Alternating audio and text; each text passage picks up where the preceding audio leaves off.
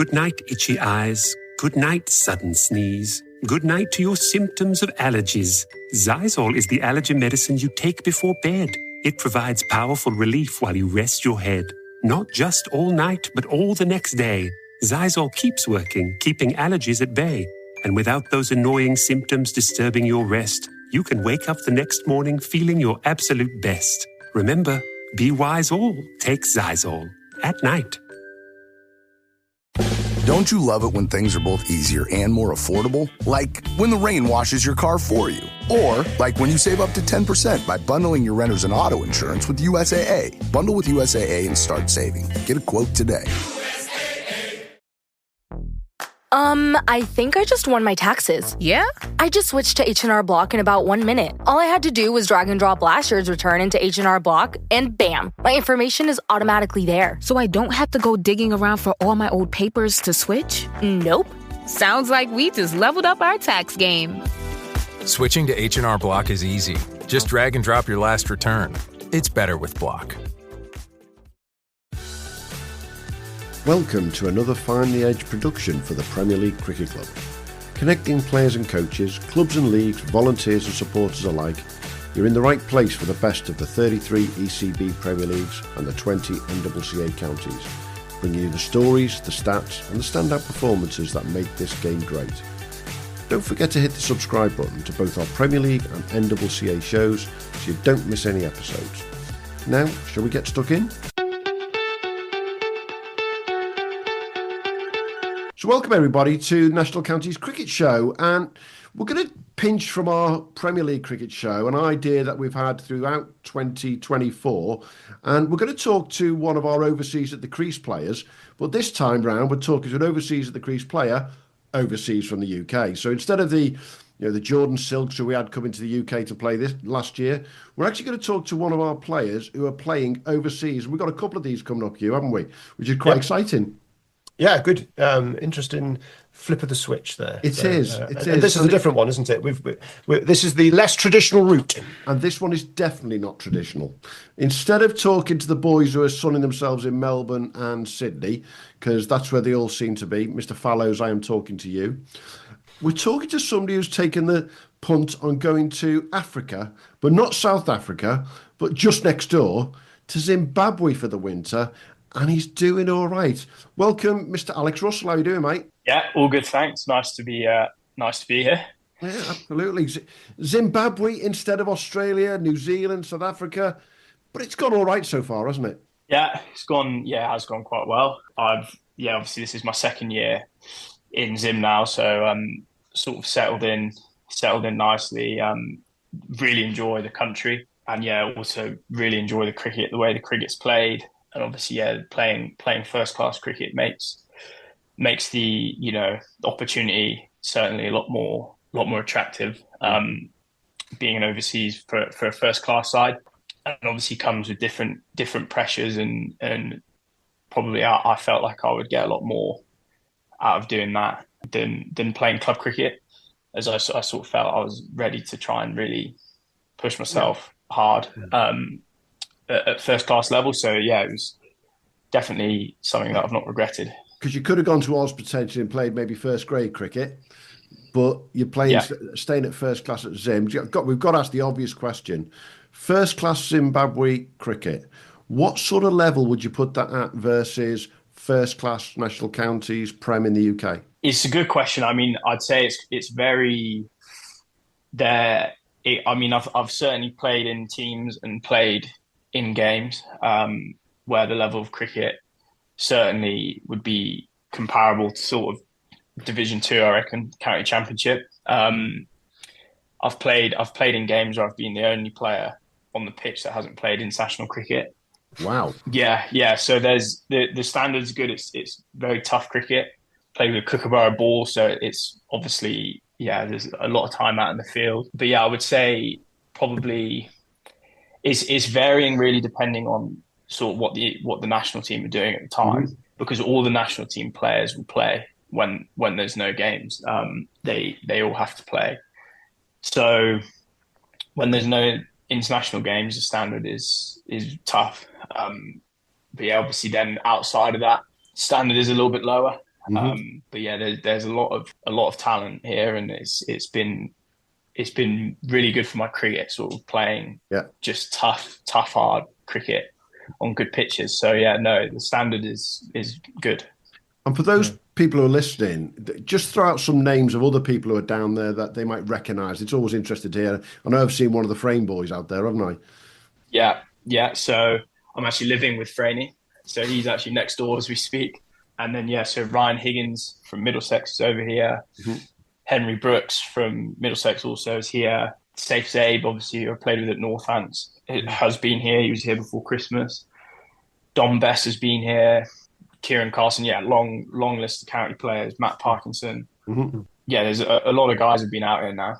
I think just because of the nature of the cricket, I think guys come here to really, to be playing a level of cricket comparable, somewhat comparable to what they'll be playing back home.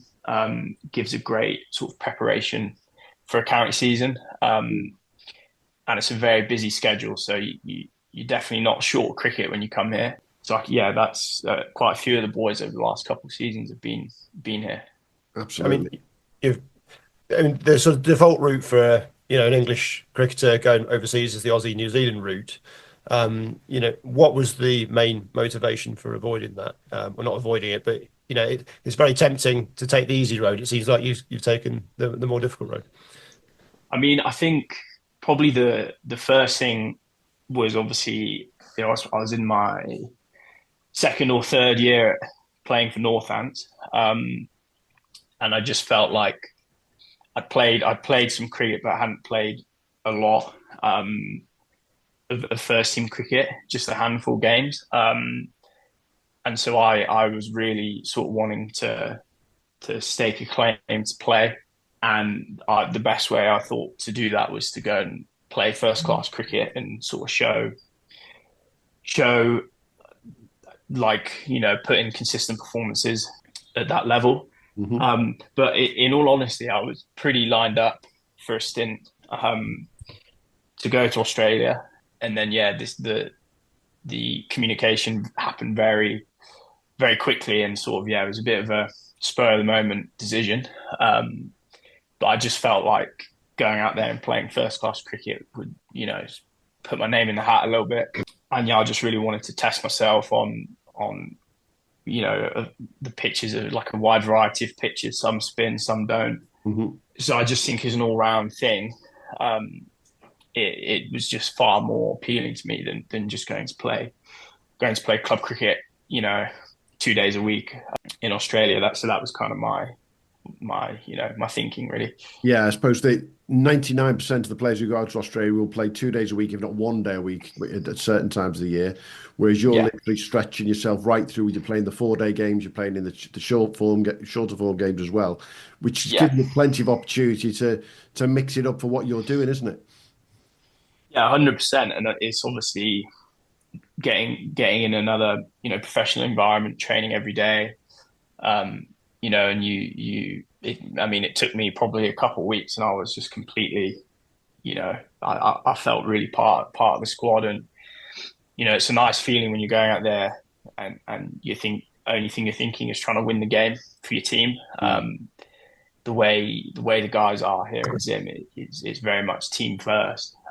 It's quite a big thing there. And so you come in and guys, everyone, it's a big thing. And obviously the nature of a country like Zimbabwe is for a lot of the players, it means a hell of a lot to them. And it's a big opportunity for them to be playing professional cricket. So the stakes are quite high, and there's quite a lot of pressure, and it's a big, the way it's done, the way the team operates is very much sort of, it's a good environment to be in. And I've learned a lot so far in my 2 seasons here. I mean, looking at your sort of start, you seem to be a long form specialist, which is a bit unusual for a leggy. The traditional route for the leggy these days is the short form T10, T20, and then you're sort of swapped out for someone who's going to hold an end. But actually, looking at how you're going in Zimbabwe and your first class career, it seems that the first class game suits you really well, which, there's not too many leg spinners around the world at the moment that can say that. Yeah, I think traditionally, probably four-day cricket has been my strength. And so I think a big factor in that is I have, in the teams that I've played in before, opportunities seem to have come first in red ball cricket, especially in the UK. So in white ball cricket, there hasn't been too much of a pathway for me so far in my career to really push and play, especially T20 cricket. I think I've only played 3 games. But, another reason for me being here is obviously T20 season's coming up. And again, it's one of those things I want to prove myself in T20 cricket as well and get some games under my belt. But I think just probably the way my career seems to have, shaped up so far is that opportunities have presented themselves a little bit easier in 4-day cricket. And obviously here, it's, spin bowling is a big part of the 4-day game, which is, I've learned on my feet a little bit. Same with when I played in the county championship as well. It was very much getting thrust in on spinning pitches. So you have to learn quickly. So yeah, I'd say definitely red ball is my strength, but I think white ball is something that I'm also really keen to show what I can do if the opportunity presents itself. You are getting the opportunity in Zim to play all 3 formats by the sounds. Yeah, which is when you did play in the Blast. When you did play in the Blast, I think I was looking at your stats earlier. I think you went under sevens and got wickets. So it's not like it's a weakness. So yeah, there might be there's something to prove there, I think, isn't there? Yeah. I mean, that's potentially a conversation for a different day. But no, I mean, I think just keen for me. My big thing is just whenever an opportunity comes my way, I try and take it. And obviously at Northants, my the opportunities I got, I think I took them. So for me, I can always sort of hold my head high and just sort of keep working hard really until the next opportunity comes. Really. Yeah, with the expansion of T20 franchise cricket accelerating, if there's a leg spinner that gets the ball going both ways and goes under sevens, I mean, everybody's happy with that, aren't there? So I feel like there might be some opportunities coming along if people are willing not take a chance on you, because I don't think they need to, but just have a look at you really. Yeah, for sure. I think that's definitely something I'm looking at. And I think from my perspective, if I can keep performing at a high level, hopefully those sort of things take care of themselves if you're getting everything right on the pitch. But it's definitely a big aspiration of mine for sure, is to try and get into that sort of circuit really.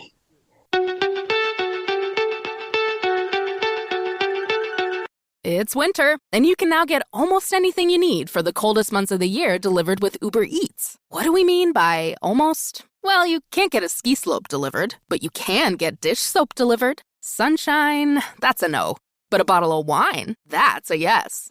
A snow angel, sorry, no. But angel hair pasta, Uber Eats can definitely get you that. Get almost anything delivered with Uber Eats. Order now. Alcohol and select markets. Product availability may vary by region. See app for details. After your time at Northants, Alex, you put it out there. I've read a great articles there about how thankful you are for the opportunity to play down for Wales National County in the National Counties game. And I saw you down at Herefordshire, slightly different playing at Eastner versus Herefordshire last year versus playing at Harare right now. But hey, it's cricket at the end of the day. Yeah. What have you found in that Welsh National County setup that made you go, do you know what, I like being a part of this? Yeah, I mean, it's sort of national. I mean, I think I've played my first game, well, minor counties was back then. When I was 15, yeah. So I've been sort of around that environment for quite a long time. And then obviously when I signed for Northants, I still played the odd game, but sort of was very much away from that. And so obviously when my time at Northants ended, I was very keen to go and play. And obviously being Welsh born, and obviously my mum is very proud to be Welsh. Sort of grew up when I was very young, grew up in Caldicott, just outside Newport. Mm-hmm. And so Brad Wadland just approached me, who I knew quite well from various things sort of over the years. A spin club, basically. Yeah. And he was just like, come and play for Wales. yeah, to be honest, from the first game, just really enjoyed it. Great group of lads, like young squad with a couple of high quality experienced players. And the thing that I sensed straight away is obviously there's been a little bit of a reputation, I think, in years gone by, that Wales have been one of the weaker sides, and there's a real sense in the change room of like trying to prove those things wrong, and really try and build a successful team, which we're definitely doing. There's some real good young talent coming through, and the one thing that stands out, just a great team environment as well. Everyone wants everyone to do well, and there's a big sort of common goal there. Everyone wants to see Wales winning trophies, and and beating teams week in, week out, which obviously we showed signs that we can do. And it's 100% a great national county team to play for, in the sense of you feel like there's a bit of an end goal there, and a bit of a journey to go through. And having played back for Herefordshire, and then a few years later now playing for Wales National County, have you seen the development of the national counties game and the quality growing? Yeah, I think it is massively, like, almost unrecognisable from when I first started playing. I mean, which isn't that long. That's not long ago, really, is it? No, 2017 or 18 maybe. Yeah. But I mean, Hereford also were just fantastic to me the whole time. Sort of gave me an opportunity, and Hereford was an amazing setup. But I just remember back then, it was very much probably the average age would have been a lot older, and there was a lot more sort of ex-pros, or like very, very, very good club players that had been playing minor counties back then for a long time. Almost what people associated minor counties with, wasn't it? Yeah, and it was.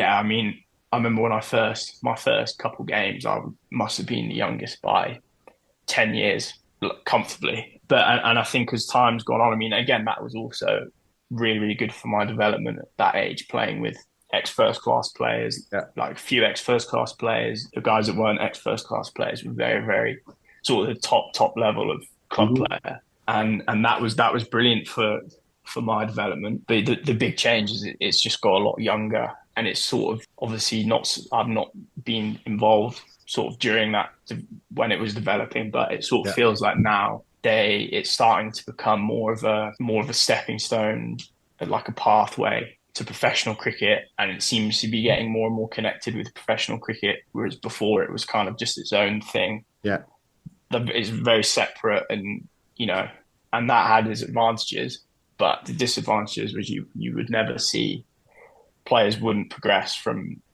or very rarely progress. So instead of the players at the end of their career dropping into minor counties, you now see those who are doing a Tom Hindley. Yeah, I'll use him as the great exactly. example. Yeah. I mean, and as that was sort of changing, it was quite a good thing for Hereford that just Jamie McElroy, Zain Ul Hassan, and myself, all three of us within the space of about a year, we all got signed, which obviously that just shows how good of a setup it was at Hereford. Yeah. And it also showed the benefits in changing the system of national counties cricket and making it more, I guess, bringing the lines closer to first class cricket. And it seems to have worked extremely well, really. I mean, trying to name the amount of guys, this would be a long list now, I should imagine. Most definitely. So you made your debut for Herefordshire at 15, is that right? Yeah, I would have been, 15 or 16. I was very... I mean, were you massive, with gigantic hands at that age? So... No, I was tiny. I was literally just fresh out of... I was on the academy, Gloucestershire, and just got invited to training, and then trained for Hereford a little bit, and then just played. It was, I remember just having absolutely no idea what I was doing. Like, as in, back then, all I would do is just run in and bowl, and like obviously it went well at the time. But I just remember, like, I look back now and think, like, I literally knew nothing about playing cricket at that level, like. But it was a great experience. I was very, very fortunate to have got the opportunity at such a young age. Were you playing championship games at that age at 15? Yeah, I think that first year, I think I played either 3 or 4 You did? 3-day games. Was Yeah. it was somebody there with your bowling loads? Just go and make sure he doesn't bowl too many overs. I know it's different with spinners, but and you're No, there I bowling was. 80 overs in a match. Yeah, No, I mean, they just at Gloucester they just used to let me bowl because I'd always bowled so much yeah. as a young player. But yeah, I remember. Yeah, that was a pretty cool few months sort of traveling around playing with those guys. Yeah, well, That was yeah. you made your Herefordshire debut in a friendly match for the second 11 against Berkshire Academy. So I'm sure there were some Yeah. players there who've gone through to under Lambo to become part of the Yeah. Berkshire setup. But then you Yeah. made your debut a little bit later in 2018. So you were 16, yeah. And yeah, you Okay. played 2 innings of cricket against Oxfordshire in what was called the Minor Counties Cricket Association Championship back then. Yeah, and even back then at 16, playing a 2 innings game would be something that we just don't do, really, isn't it? Yeah, it was definitely a bit of a shock. I mean, that year, that whole season was just Was like that so GCSE year as eye-opening. well for you? Oh, I'm just thinking that. Yeah, Yeah, Yeah, so you're yeah, at it was. Yeah, GCSE year onto the Academy at yeah, Gloucestershire and make your debuts in the minor counties as it was then. yeah, yeah. And I Fair also play. played. That was also, I think, literally maybe 1 or 2 weeks after my first Hereford game, I got pulled out of my second one to go and play second team cricket for Gloucestershire. So it was that season was like I went from not playing hardly any 2 innings games to a 3-day and then a second team 4-day full of all these professional cricketers. So yeah, it was that year everything just seemed to happen so quickly. was that your 17th birthday year also a GCSE year because you failed them all for playing too much cricket? Well, I remember my mum being very very unhappy with me. I missed my results day because I was playing a second team game against Glamorgan. So my mum had to go pick up my results for me, and I think she was quite nervy opening Yeah, I bet the she was. envelope. But I think I actually did all right in the end. Good But job, well done. Yeah. yeah, no, it was a good time.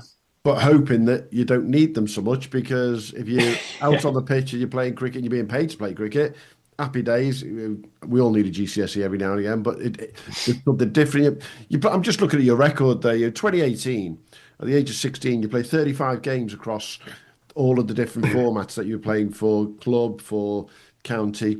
And you can see that you've been a regular, whether it be club or whether it be minor county / national county now for the last number of years. And there's not a year, even on your Northampton couple of years, where you didn't have to come back and play club or minors. yeah, It's just, I'm a big believer that club cricket, Premier League cricket, and in particular minor counties cricket, national counties now, I'm going to start calling that again. It is completely undervalued, isn't it?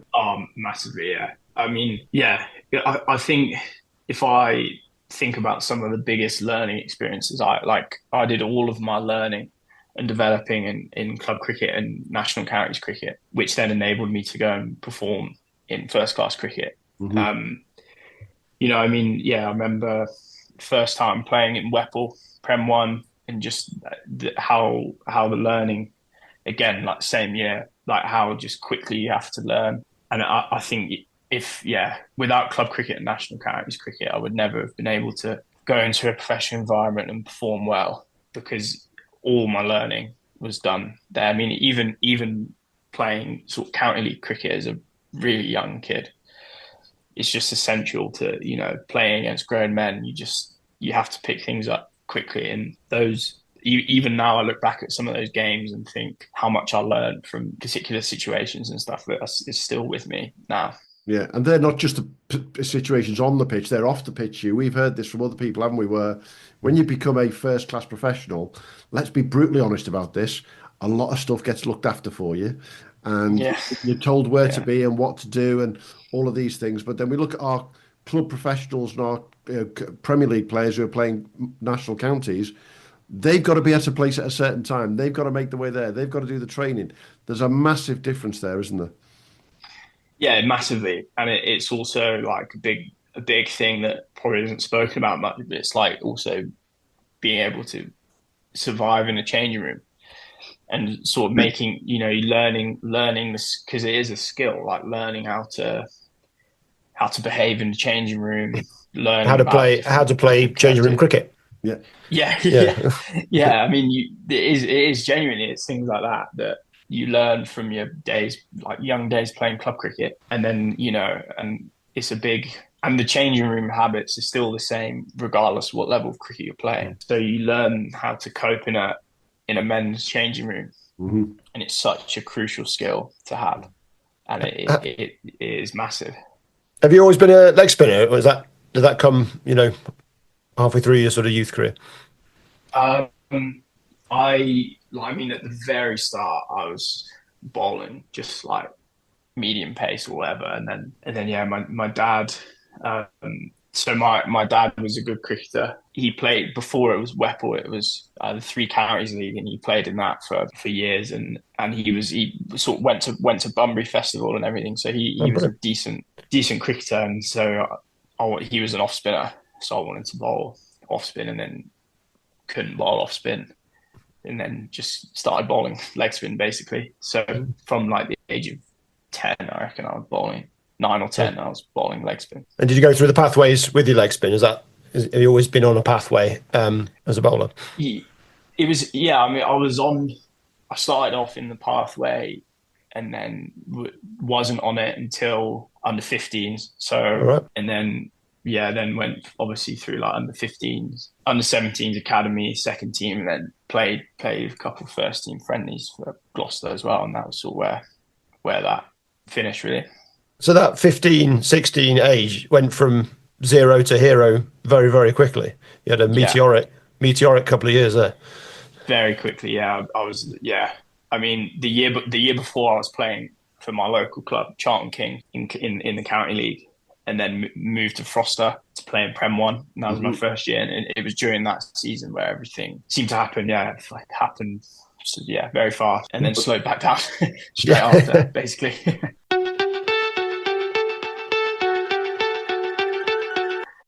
This episode is brought to you by Indeed.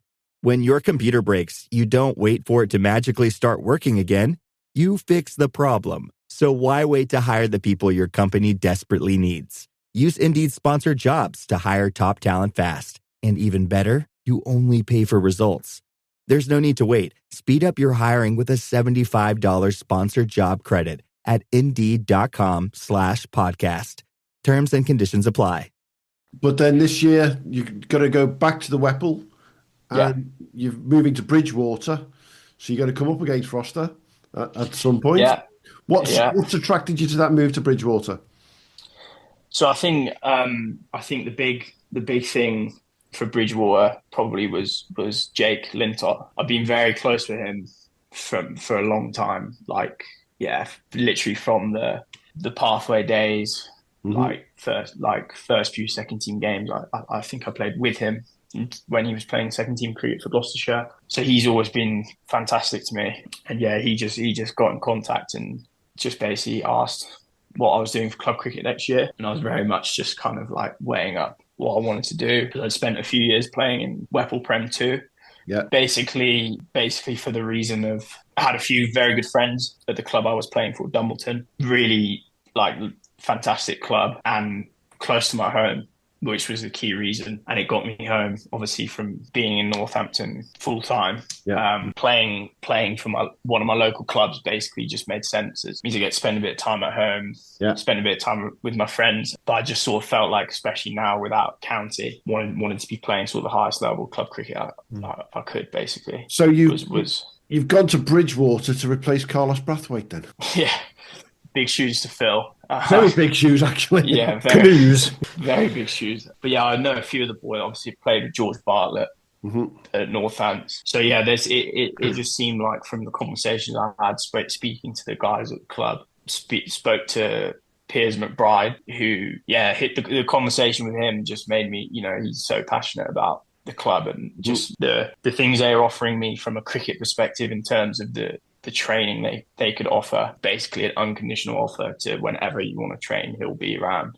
Yeah. So that for me was almost enough, really. And obviously Jake, that combined with Jake was more than enough for me to want to go play there. And this is you're looking to springboard back into the pro game. Is that the plan? Yeah. I mean, I think I'm gonna, obviously at the moment, sort of going through the process of speaking to counties, seeing sort of what the situation is, because initially I sort of took a bit of time away, sort of back end of last season. I took some time away from cricket in general, and so sort of just sort of at the moment going through the options, and I'm sure I'll be going in training with a few sides as soon as I'm home, and sort of go from there, really. But I think I'm still 22, so I think I've got a lot of time to make my way back into the game, hopefully. I've already mentioned it. I've got to bring him up again. You just could end up doing the same as what Tom Hindley did, having been Sussex in his early career, left Sussex again. I hate to use the word discarded, but I think some of these players discarded far too early. And then he's come back. He's got his rookie contract with Worcestershire, and he'll be back training with them, and away you go. Effectively, that's what you'd look to do yourself, isn't it? Yeah, no, I think so. It's never an easy thing. Yeah, it's never an easy thing to go through, especially when the situation isn't quite. When the situation is, I don't know how to say it. Probably when I guess it's nothing, not everything is lining up. Is what I'm trying to say. Sometimes you can be left with a lot of sort of unanswered questions, and which looking at your numbers at Northants, that's how it feels to me, and I'm sure Hugh said the same earlier. We look at your numbers and we go, strange. There's nothing in the numbers that make me say get rid of that kid. Not in a million years. I'm sure that's how you felt at the time. Yeah, it's just a victim of the way that counties they have to cut their cloth so tight on the Northants, Derbyshires, Leicestershire of this world. Yeah. Surrey have got the first team playing for England, a second team playing in their first team, and a third team that could easily compete. There's only a few of them, or one really, and then the rest of them, they have to make hard decisions. And it, unfortunately for many cricketers, if it was a football world, the backup team would be there, and then it put pressure on the first team players. But it doesn't seem to be the case in county cricket. Yeah, it's always tricky, and I think sometimes those financial things come into it where you see often where players probably getting released where the even the club themselves probably wouldn't want to. I think it's also the nature of being a spin bowler in the UK is it can sometimes be hard to get opportunity. But obviously, I'm extremely grateful for my time at Northants and everyone there. It's just obviously a shame that. I guess it's a shame that it ended in that way. But again, I had an unbelievable however many years there. But I think that the focus for me moving forward now is to get myself back into the game as quickly as I can, really.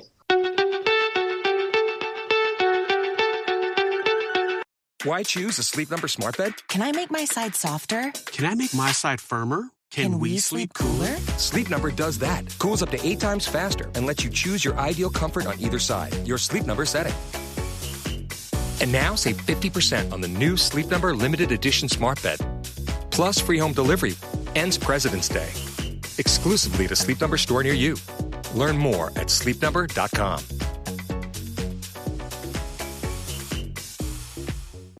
And I'm sure you've been in touch with Mr. Wadland. You'll be playing for Wales National County again this year. Jumping into it, we'll be playing in the 50 overs to start with as well. I should be. I should be. So I'll be back from Africa probably around the end of March time. Mm-hmm. End of March, early April, and then it'll be full steam ahead with Wales from that point. And the squad does look young. There's no two ways about it. But I did say to Brad pre-Christmas, the strength of some of the guys who are coming in, is Brad going to get a game? Well, I think Brad's been the man for Wales for however long.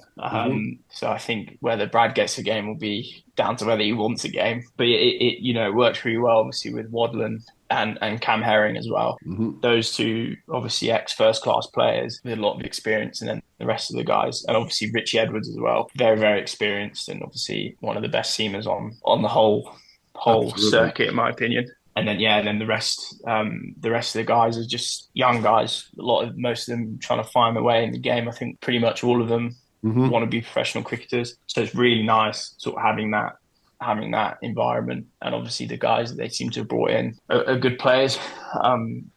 From what I've seen, they've definitely acquired well. Yeah, and I think that there's quite a big. I think with having a guy like Brad around, if I'm being honest, I think it does actually provide it is massively to the benefit of Wales because he's well known around the country, and his attitude towards coaching and the way he is as a bloke as well does, I think, for someone that joined Wales last year, it makes Wales very, very attractive team to play for because anything that Brad's involved in is going to be good. Like we've seen that sort of everywhere he's been in his career. So I mean, I can definitely see Wales really sort of pushing on this year. I think they've sort of over the last couple of seasons, I think they've put together a squad that they want and a group of players that they know are good enough and they trust, which obviously the last few years I think they've spent trying to figure out, right, who are our guys, like who's going to be the next players to come through. Definitely feels like they've got that now. So I can't see any reason why we won't be competing amongst the best teams. And to have George Thomas and Rodri coming in, Rodri Lewis, they're pretty high caliber, aren't they? I mean, Rodri's part of that Berkshire setup that has been one of the golden generation in terms of national county. They're just a superb setup, superb bunch. And George is unfortunately not with Somerset, from first class. Great all-rounder to bring into the squad. Yeah, I mean, obviously in George's case, I actually don't know him sort of like away from cricket, but from afar, his case seems another interesting one. Very similar to yours, I believe. Yeah, it seems another interesting one. But I'm sure he'll be also wanting to come and prove a point next year. And then obviously Rodri again. I actually don't know him away from cricket, but played against him a fair few times. And he's obviously very good bowler. He's obviously shown that in national counties and in second team cricket. In fairness. Yeah.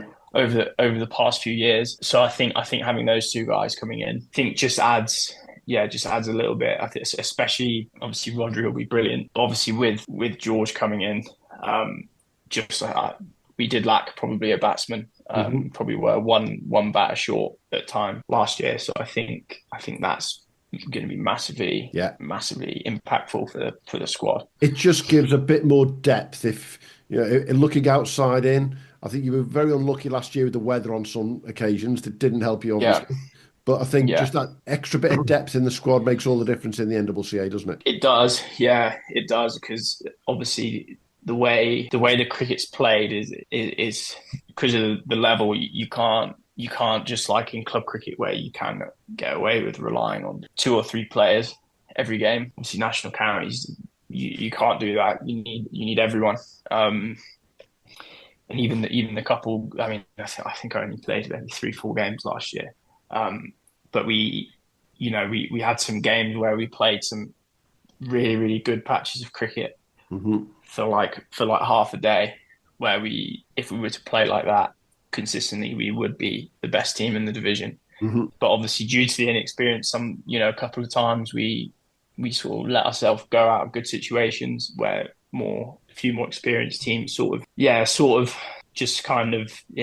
experience showed, and they just kind of got on top of us really, and they put the nail in us a couple of times, which now I think the guys that hadn't have played before have got a full season of cricket now under their belt.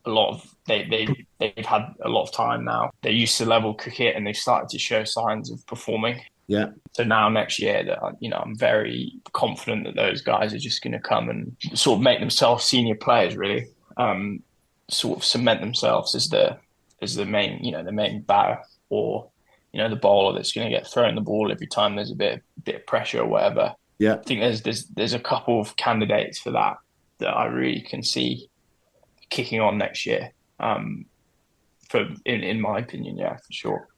You've got a couple of good games to start off with for national counties. You've got Sunday the 27th of April, you're at home to Dorset in the trophy. And then you're at home a week later against Hertfordshire. So it's nice to have 2 home games, and hopefully the weather sticks well. You haven't got much. You haven't got far to travel then to Wiltshire for an away game. and then your final game in the group, that is the trek. That's the one when you finish with Bridgwater at 7 and you get to Cheshire a silly time to play the next day. How do you enjoy that sort of side of the NCCA in terms of that extra bit of travel and from one to the other? The travel is something I struggle with because from the age of 16, obviously I've been in hotels every week, every other week. I mean, I've traveled everywhere you could possibly travel. Like driven back late from a T20 Blast game on the coach from Durham where I haven't played, and then the day after you have to go and play a second team game, or like that side of it is the side of it. There's only so many hotel rooms you can sleep in. Definitely. Until it gets a bit boring. It does. But you're not in a hotel room right now. You're sharing a house, as you said earlier. You're sharing somewhere to live down in Zim. And I'm just looking at the stats from Zim. 24 matches, 85 wickets so far, with 8 fifers and 7 threefers. It's fair to say you're wintering well. Yeah, I'm enjoying it. I mean, it's worked out well for me. Obviously, my team, the Eagles, we sort of a quite spin heavy team. Okay. We've got 2 other very, very good spinners. And so I find in a lot of these games, I'm just always throwing the ball and I'm bowling pretty much all the overs. 24 matches and 500 overs, so an average of 20 overs per game. Yeah. And there's been, plenty of times, but I really enjoy that. Like, I quite enjoy having that little bit like responsibility, I guess, to especially on like day 4 or whatever, having that responsibility of bowling a team out to win a game. And obviously when you're bowling 25 overs, 30 overs an inning, you start to, the rhythm gets there and it just stays and stays and stays, which is nice to have the exposure to bowling that many overs, really. Yeah, I mean, I had a quick look at one of your fifers, and you're getting people out in all sorts of different ways. You're getting people caught, you're getting people stumped, you're getting people bowled. The ball's going both ways. It's excellent. With maybe a bit of better weather over the last couple of years, and the spinners would have come more into play in the UK, and you'd still have that contract because it's been dreadful, isn't it? Yeah, I think the thing. Yeah, I mean, obviously the way, playing for Northampton, obviously Northampton's strength over the past few years has been their seamers. Obviously Ben Sanderson and obviously Jack's at Yorkshire now, but Ben Sanderson, Jack White, Gareth Berg, Tom Taylor. Basically, we've always had an unbelievable, at least 4 unbelievable seamers. Luke Proctor as well. So it's always been tricky as a spinner. But I mean, there's plenty of times where me and Simon Kerrigan were playing in the second team together because there was no spinner. But I think, obviously, and the thing with Zim is the pitches are flat. They're flat and they start to spin on day 4. So when you're playing on pitches like that with a Kookaburra, you need spinners to bowl for you all day because it's just not, seamers just can't keep coming and coming like they can in the UK because it's so hot. They get nothing out of the pitch. So you sort of become a key bowler as a spinner here, which is a nice sort of change really to obviously in the UK where you're probably only coming into the game on day 4. You may not bowl until day 4 at times in the UK. So it is a nice to be sort of leading an attack. Nice to know that you're leading the attack. Hey, we're coming towards the end of our chat now, Alex, but as we've done with the overseas boys who came to the UK last year, there's a couple of things we have to ask, obviously. These are the obvious ones. What are you missing from the UK? And it's not the weather, obvs. Yeah, definitely not the weather, apart from the obvious sort of girlfriend, family, dog. I'd say I'm glad you put them in the right order. Not everyone does that. Well, yeah, that order can be changed around depending on who's listening. But I think I'm missing roast dinners. Definitely missing roast dinners. Even though you've got some of the best meat in the world out in Africa. Yeah, the meat is incredible. You go to the butcher's, pay $10 for a kilogram of just the purest sirloin steak you've ever seen. Hugh, did you notice he had to say the word purist twice then? I know, and I'm getting hungry as well. So yeah. No, it's almost such a different lifestyle to the UK in terms of like that. It's a lot slower pace of life, your days off, you're going fishing or you're going seeing animals and, that sort of thing. Yeah.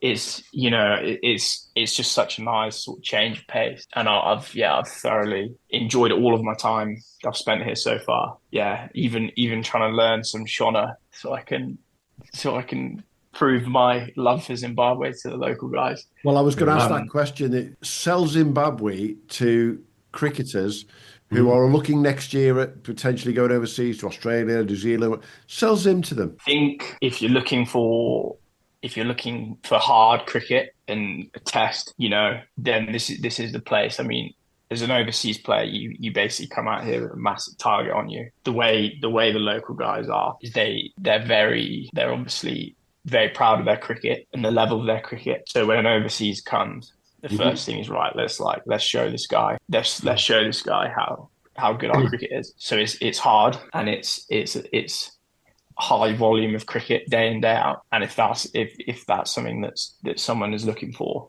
then for me, there's no better place. Obviously, there's challenges. Don't get me wrong. There is challenges being in, obviously, Zimbabwe. There's challenges around. There's a lot of travel, things like that. But I mean, if you come here with an open mind and desire to just improve as a cricketer, then you will get so much out of it, as obviously I have and probably will continue to do for the next few years. So there's the Zimbabwe Cricket Federation's advert to go out on social media for next year. If you want to go and play for Mashonaland Eagles, so how many pros are they allowed? How many overseas are they allowed per side? It used to be 3. I think it's now 2, because last year they brought over 5 seamers from the PSL who played for each team. Yeah, so those guys were quick, actually. So yeah, but I think it's now 2 because those guys haven't come back. So I think it's 2, but I'm sure. I mean, most teams, the normal is 1. Really, most teams will have 1 because they obviously want to build their own cricket as much as possible. Yeah, I think they're quite good with where they distribute players. The normal way is you speak to a guy and he goes to Zimbabwe cricket and says, right, this guy wants to come, and then they'll pick the team carefully. Right. So you're not sort of going in and taking up a spot. So I just came to Eagles because there was no leg spinner basically initially. Okay. So yeah, they do it in quite a clever way, where you'll always be a team where you should always be a team where there's good opportunity, depending on obviously what your role is. Brilliant. So message to Brad Wadland, because I'm sure he'll listen to this. Get a roast dinner ready for Alex Russell when he comes to training. Yeah. Message to your mum and dad. That's what they've got to obviously feed you as soon as you get back, by the sounds of things. You're back towards the end of March, and it'll be straight into training with Bridgie and anyone else who'll have you, by the sounds of things. There's a few counties out there. You'll go on training sessions with them. Yeah, that's the plan. Just sort of get back and try and keep going where I would have left off in Africa, basically. Well, it sounds like you've had what I describe as the best pre-season ever, because you've just continued. Having had that break at the end of last autumn in the UK, you've just had a proper full-on season, and I'm sure you feel good for it in terms of fitness, attitude, and more importantly, you're in form as well, mate, which is that's a good thing, isn't it? Hopefully this recording doesn't put you out of form, because you never know, do you? Great chatting to you, Alex. First time we've had anyone on from Zim, Hugh, so we're not. We'll get to the American Major League at some point, I suppose, won't we? Well, it sounds like Alex might be over there. That's August, isn't it? So absolutely. Well, look forward to seeing you back in the UK playing Prem cricket for Bridgie, and of course for Wales National County with Brad, Steph Roberts, Rodri, and all the boys who are going to be over at Wales this year. So go well the next couple of months, mate. Yeah, perfect. Thanks, guys. I appreciate you having me on. Absolute pleasure. Cheers,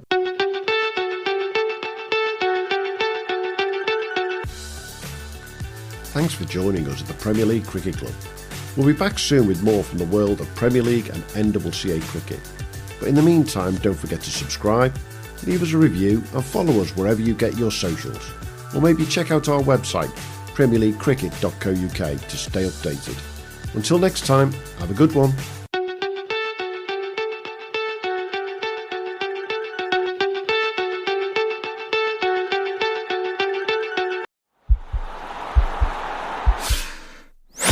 This podcast is part of the Sports Social Podcast Network.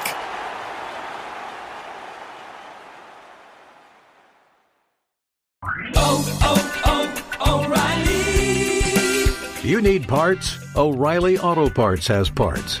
Need them fast? We've got fast. No matter what you need, we have thousands of professional parts people doing their part to make sure you have it.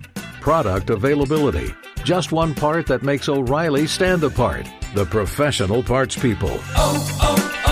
O'Reilly Auto Parts.